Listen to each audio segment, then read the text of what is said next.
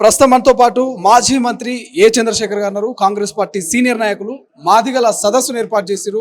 SC వర్గీకరణ మీద ప్రధానంగా చాలా పొద్దు నుంచి కూడా డిస్కషన్ నడుస్తూ ఉంది. చంద్రశేఖర్ గారితో మాట్లాడు. చంద్రశేఖర్ గారు మొదటి నుంచి కూడా ఇది 30 ఏళ్ల కళ అంటున్నారు. సో ఇవాళ ఈ యొక్క మాదిగ సదస్సులో ఏం మాట్లాడారు దీని గురించి? ముఖ్యంగా దీంట్లో ఈ 30 సంవత్సరాల నుండి చేస్తున్న ఈ యొక్క పోరాటం ఇది. దాన్ని కేంద్రంలో ఉన్న బీజేపీ గ్రహించలేదు, నా ఇంకోటి గ్రహించలేదు. సుప్రీంకోర్టు గ్రహించి ఇది డెఫినెట్గా న్యాయమైన కోరిక అని చెప్పేసి ఈరోజు సుప్రీంకోర్టు ఆర్డర్ ఇచ్చిన తర్వాత ఏ జడ్జిమెంట్ అయితే వచ్చిందో 5 నిమిషాలకే ఈ మాదిగల యొక్క మనోభావం తెలిసి, మాదిగల యొక్క నీతి తెలిసి, మాదిగల యొక్క బలం తెలిసిన రేవంత్ రెడ్డి గారు అసెంబ్లీలో చాలా స్పష్టంగా చెప్పినారు. ఏ రాష్ట్రాల ఆ రాష్ట్రాలకు పవర్స్ ఇచ్చినారు కాబట్టి తెలంగాణలో మొత్తం భారతదేశంలో ఉన్న అన్ని రాష్ట్రాల కంటే మొదలు తెలంగాణ రాష్ట్రంలో ఇది ఇంప్లిమెంట్ చేస్తామని చెప్పేసి ముందుకు రావడం నిజంగా కూడా అది హర్షణీయం. యావత్ మాదిగ జాతి అంతా కూడా ఈరోజు 30 సంవత్సరాల తర్వాత కళ నిజం చేస్తున్న రేవంత్ రెడ్డి గారికి కృతజ్ఞతలతో ఉండాలని చెప్పేసి ఈరోజు కేవలం మాదిగల మీటింగ్, ఓన్లీ మాదిగ అనే పదం మీద అదే చెప్తే ఇంతమంది నాయకులందరూ వచ్చి ఈరోజు దాని కొరకు వచ్చినందుకు నిజంగా కూడా ప్రత్యేకంగా ఈ మాదిగ కమ్యూనిటీస్ చాలా సంఘాలు ఉన్నాయి. ఆ సంఘాలు అనేక సంవత్సరాలుగా మాదిగల న్యాయం కొరకు పోరాటం చేస్తున్నారు కాబట్టి పిలిపియగానే వాళ్ళందరూ వచ్చి ఖచ్చితంగా మనం అందరం పోరాటం చేద్దాం. పోరాటంతో పాటు ముందుకు వచ్చిన ఇది ఇంప్లిమెంట్ చేయాలని చెప్పేసి ముందుకు వచ్చిన రేవంత్ రెడ్డి గారికి, మన ముఖ్యమంత్రి గారికి కృతజ్ఞత తెలపాలని చెప్పేసి రావడం జరిగింది. కాబట్టి ఇది డెఫినెట్గా ఈరోజు ఈ మాదిగలందరూ కూడా ప్రత్యేకంగా మాదిగలో ఉన్న ఉపకులాలు ఇప్పుడున్న పరిస్థితుల లోపల అసలైన మాదిగోళ్ళని తప్పించేసి ఉపకులాల వాళ్ళు ముందుకు వస్తున్న సందర్భాన్ని కూడా వీళ్ళందరూ కూడా గుర్తు చేయడం జరిగింది. కాబట్టి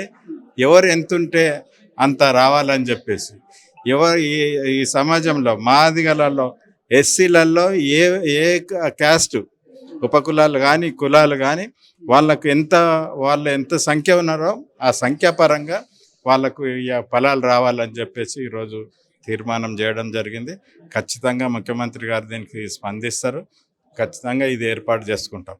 అంటే ప్రధానంగా 40 లక్షలకు పైగా మాదిగలు ఉన్నారు జనాభా లెక్కల ప్రకారం. అయినప్పటికీ మాదిగలకు పూర్తి స్థాయిలో మన పార్లమెంట్ ఎన్నికలు కావచ్చు, ఇక అసెంబ్లీలో కావచ్చు, మంత్రివర్గంలో చోటు దక్కలేదు అనేది ప్రధాన ఆరోపణ. దీన్ని ఎట్లా చూస్తారు? దీన్ని ఎట్లా మీరు రేపు పొద్దున ఎదుర్కోబోతా ఉన్నారు? అంటే ఈరోజు రాజకీయ పార్టీలు ఇవి నిర్ణయం చేయాలి. రాజకీయ పార్టీలు తప్పితే ఈరోజు సుప్రీంకోర్టు జడ్జిమెంట్ ఇచ్చింది కాబట్టి, సుప్రీంకోర్టు తీర్పు ఇచ్చింది కాబట్టి ఏదైనా సరే రాజకీయంగా కానీ, ఉద్యోగాలలో కానీ, విద్యలో కానీ, ప్రతి దాంట్లో ఆర్థిక సంబంధమైన దాంట్లో కానీ, అదేవిధంగా గవర్నమెంట్ ఇచ్చే స్కీములలో కూడా ఈరోజు ఒక గ్రామానికి 100 ఇండ్లు వస్తే ఆ 100 ఇండ్లలో మాదిగలకు వచ్చే మాదిగలకు రావాల్సిందే. ఎస్సీలకు ఉన్నప్పుడు ఎస్సీలలో మాదిగలు ఎంత ఉన్నారు, ఇంకో కమ్యూనిటీ ఎంత ఉన్నారు అని ఆలోచన చేసి ఇవ్వడానికి ఇది సుప్రీంకోర్టు ఇచ్చిన ఈ తీర్పు తప్పకుండా అది మంచి ఫలితాలను ఇస్తుంది అనుకుంటున్నాం. కాబట్టి దీన్ని అన్ని ఎరిగిన ముఖ్యమంత్రి గారు ఈరోజు ఇంప్లిమెంట్ చేద్దామని ముందుకు వచ్చారు కాబట్టి డెఫినెట్గా అవుతుంది. మేము ఖచ్చితంగా దాని కొరకు పోరాటం చేస్తాం.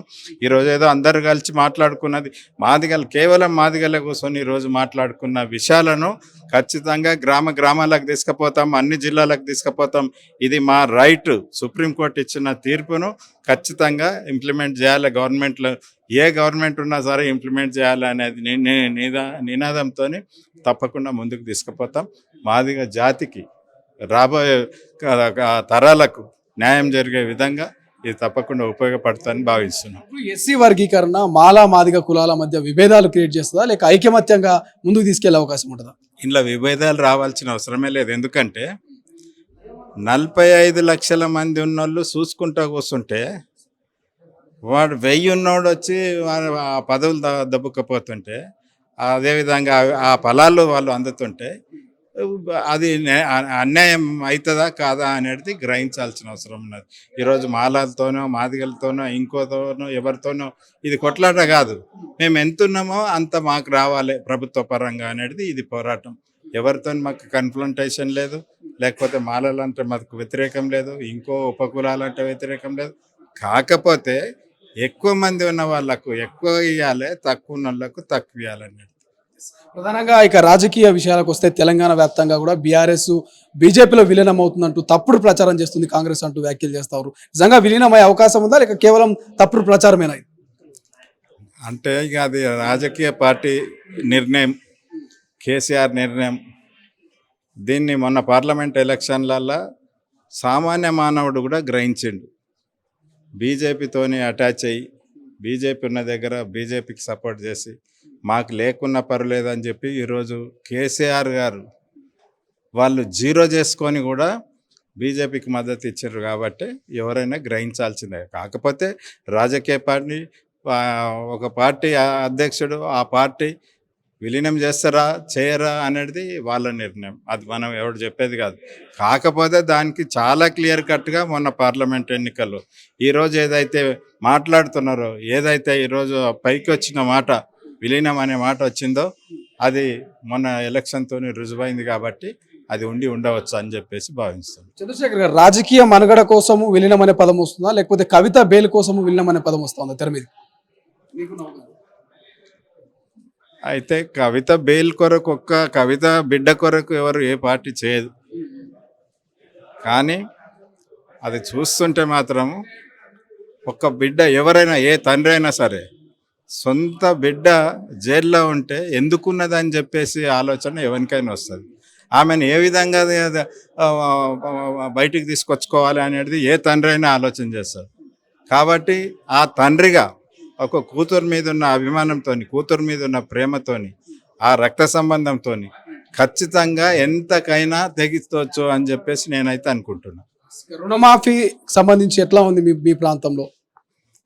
రుణమాఫీ బ్రహ్మాండంగా జరిగింది.